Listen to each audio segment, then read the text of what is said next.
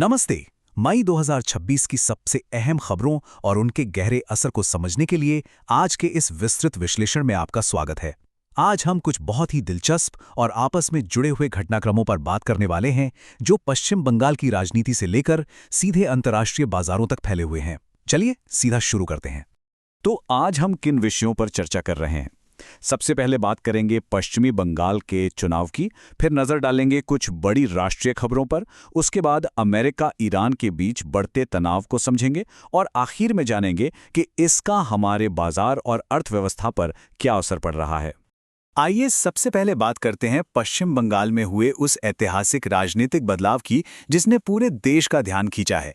अगर आपने हाल ही में न्यूज़ देखी है तो आपको पता होगा कि वहां से जो सबसे बड़ी हेडलाइन सामने आ रही है वो वाकई में हैरान करने वाली है। जी हां, एक बेहद कड़े और दिलचस्प चुनाव के बाद एआईटीसी के 15 साल पुराने शासन का अंत हो गया है। सच कहूं तो ये एक ऐसा पल है जिसने राज्य की राजनीति की पूरी दिशा ही बदल कर रखती है। अब जरा इन आंकड़ों पर गौर कीजिए, क्योंकि 2021 और 2026 के बीच का ये अंतर बिल्कुल चौंकाने वाला है। एक तरफ जहां 2021 में एआईटीसी का पूरा दबदबा था, वहीं इस बार वे सिर्फ 80 सीटों पर सिमट गए हैं। और इसके ठीक उलट बीजेपी ने 207 शानदार सीटें जीतकर स्पष्ट बहुमत हासिल कर लिया है। इसे आप राजनीति का एक बहुत बड़ा उलटफेर कह सकते हैं। लेकिन रुकिए, इस कहानी में एक और बहुत ही दिलचस्प पहलू है, और वो है लगभग 94% का अभूतपूर्व मतदान। मतलब राज्य के इतिहास में लोगों ने इतने बड़े पैमाने पर पहले कभी वोट नहीं डाला। इसने 2011 के रिकॉर्ड को भी पीछे छोड़ दिया है। इससे साफ पता चलता है कि इस बार जमीनी स्तर पर लोग चुनाव को लेकर कितने ज्यादा सक्रिय थे। तो आखिर इस नतीजे के पीछे वजह क्या रही? दरअसल इसके पीछे कई अहम मुद्दे रहे हैं, जैसे कि मतदाता सूची में जो बड़े बदलाव हुए, इसके अलावा नागरिकता संशोधन अधिनियम, पहचान की राजनीति और हां, भ्रष्टाचार के आरोप। साथ ही 15 साल के शासन से जुड़ी सत्ता विरोधी लहर ने भी इस चुनाव की दिशा तय करने में एक बहुत बड़ी भूमिका निभाई है। इन सब में एक आंकड़ा जो सबसे ज्यादा विवादों में रहा, वो था 91 लाख से ज्यादा मतदाताओं का।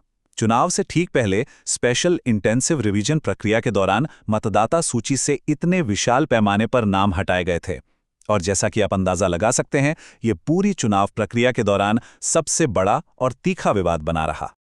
चलिए अब राज्यों की राजनीति से थोड़ा बाहर निकलते हैं और नजर डालते हैं कुछ प्रमुख राष्ट्रीय खबरों पर जो देश भर में सुर्खियां बटोर रही हैं।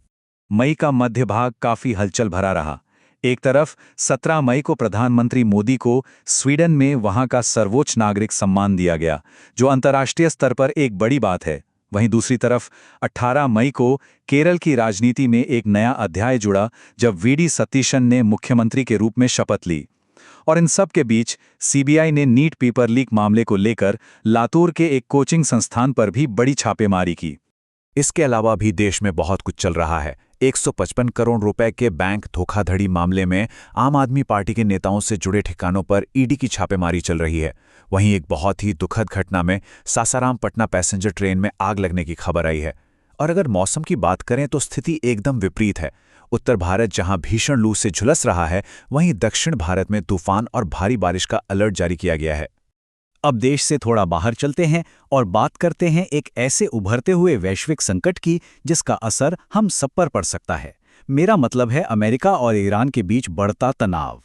अपनी चीन यात्रा से लौटने के तुरंत बाद डोनाल्ड ट्रंप ने एक उच्च स्तरीय राष्ट्रीय सुरक्षा बैठक की, और उसके बाद उन्होंने ईरान को एक बेहद सख्त सार्वजनिक चेतावनी दे डाली।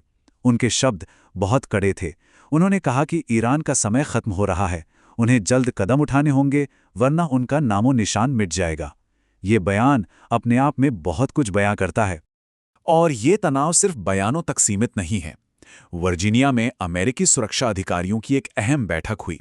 इसी बीच एक बड़ी खबर ये आई कि यूएई के एक परमाणु स्थल पर ड्रोन हमला हुआ है। अब इन सब घटनाओं का सीधा असर क्या होगा?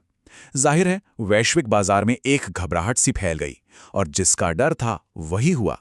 कच्चे तेल की कीमतों में अचानक भारी उछाल आ गया। अब यहां एक बहुत ही जरूरी सवाल उठता है। मध्य पूर्व का ये तनाव और भू राजनीतिक उथल-पुथल आखिर हमारे रोजमर्रा के बाजारों और अर्थव्यवस्था को सीधे तौर पर कैसे प्रभावित कर रही है? चलिए इसे थोड़ा करीब से समझते हैं। तो आइए अपने विश्लेषण के आखिरी हिस्से में हम देखते हैं कि इस वैश्विक अनिश्चितता का हमारे बाजार, खासकर सोने की कीमतों और ऑटोमोबाइल सेक्टर पर क्या असर पड़ा है। आप जानते हैं कि जब भी दुनिया में कोई बड़ी हलचल होती है तो सोने के बाजार में तुरंत प्रतिक्रिया देखने को मिलती है, और इस बार भी वही हुआ। कच्चे तेल की बढ़ती कीमतों और मुनाफा वसूली के कारण 24 कैरेट सोने के भाव में सीधे 980 रुपये प्रति 10 ग्राम की बड़ी गिरावट दर्ज की गई। ये साफ दिखाता है कि वैश्विक अनिश्चितता कमोडिटी मार्केट को कितनी तेजी से प्रभावित करती है। और इसका असर हमारे भारत के महानगरों में भी साफ देखा जा सकता है। दिल्ली, मुंबई और चेन्नई के सराफा बाजारों में 22 कैरेट और 24 कैरेट सोने की कीमतें इसी अनिश्चितता का शिकार हुई हैं। जैसा कि आप यहां समझ सकते हैं, कीमतें वैश्विक रुख के हिसाब से लगातार बदल रही हैं और बाजार में काफी उतार चढ़ाव बना हुआ है। लेकिन कहानी में एक बहुत ही सकारात्मक मोड़ भी है। जहां एक तरफ वैश्विक स्तर पर इतनी अनिश्चितता है, वहीं हमारा घरेलू ऑटो बाजार बहुत ही शानदार प्रदर्शन कर रहा है।